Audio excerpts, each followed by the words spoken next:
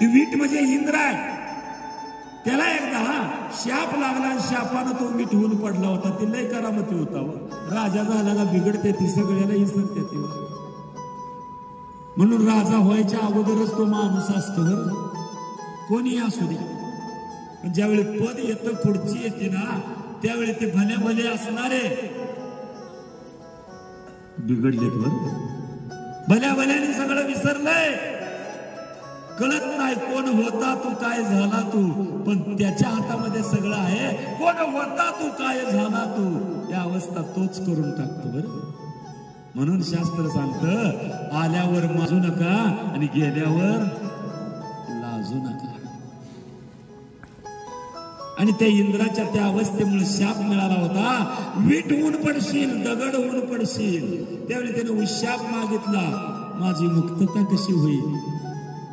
त्यावेळी त्याला उशाप होता, माई बापाची सेवा करणारा एक भक्त त्या विटपशी येऊन बसल. त्या सेवेनं भगवंत जगाचा मालक त्यासाठी तिथे येईल आणि त्याला उभा करण्यासाठी तो भक्त तुला धरल आणि भिरकावल. त्याचा स्पर्श आणि भगवंताच्या पायाचा स्पर्श, या दोन्हीचा स्पर्श झाल्यानंतर तुला मोक्ष मिळेल आणि तू पूर्व पदाला येतील. ती वीट म्हणजे इंद्र आहे. देण्यात घ्या, सामान्य नाही पंढरपूर. पण या पंढरपुरात राहणाऱ्याला कळना. म्हणून तर या पंढरपूरची अवस्था अशी आहे. बाहेर तीर्थाला गेल्यावर मंदिर केवढी होती, फिरून झाले का सगळं तुमचं? एका कोपऱ्यात तर फिरणं झालं का तुम्हाला?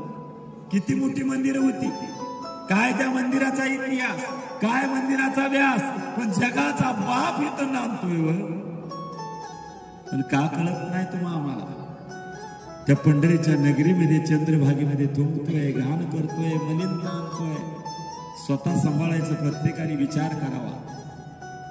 आणि जेव्हा तिथे येऊन हा उभारलेला दिसला, त्यावेळी रुक्मिणीला कळलं, एवढं बिल रुसायला नको होतं. थोडक्यात आपण आठवायला पाहिजे होतं. कारण रुसवा काढणारा आहे तोपर्यंत रुसण्यात मजा आहे. रुसवा काढणारा नसल्यावर रुसण्यात मजा आहे का? पार्वतीने बी असंच केलं होतं, पण आता वेळ नाही आहे. आणि पुन्हा ती उठली आणि म्हणते, असू दे की, सोडा घे, रुसवा सोडा की, माझ्या संग बघा की, बोला की. रुक्मिणी म्हणते, पण हा सरळ उभारला. पुंडलिकाला सांगितलं, सरळ ताट उभारा, माझं संपल्यावर मी तुझ्याकडे येतो. मी सांगितल्याशिवाय हलायचं. उभारला, कटाळा आला, कंबर दुखायला लागली, पाय हात कंबरवर दिलं. कधी हाच व्हायचं, कधी हा मला म्हणायचा होतं.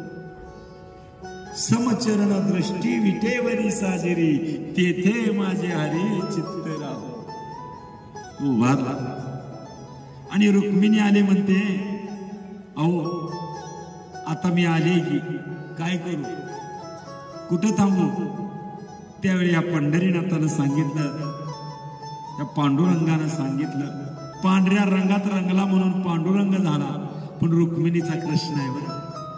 तो म्हणतो, अगं मी ज्यावेळी तुला बोलवायला आलो त्यावेळी तुला किंमत कळाली नाही. आता बाजूला बसायची जागा गेली. मग आता पाठीमागे जाऊन थांब, कधी मला वेळ मिळेल त्यावेळी मी येईन तुला भेटायला. त्या पुंडलिकाने ह्याला सुट्टी दिली नाही, ह्यानं तिला सुट्टी दिली नाही. अजून तरच नाही. म्हणून तरसायच्या अगोदर जीव लावा, तरसायच्या अगोदर किंमत कळावी.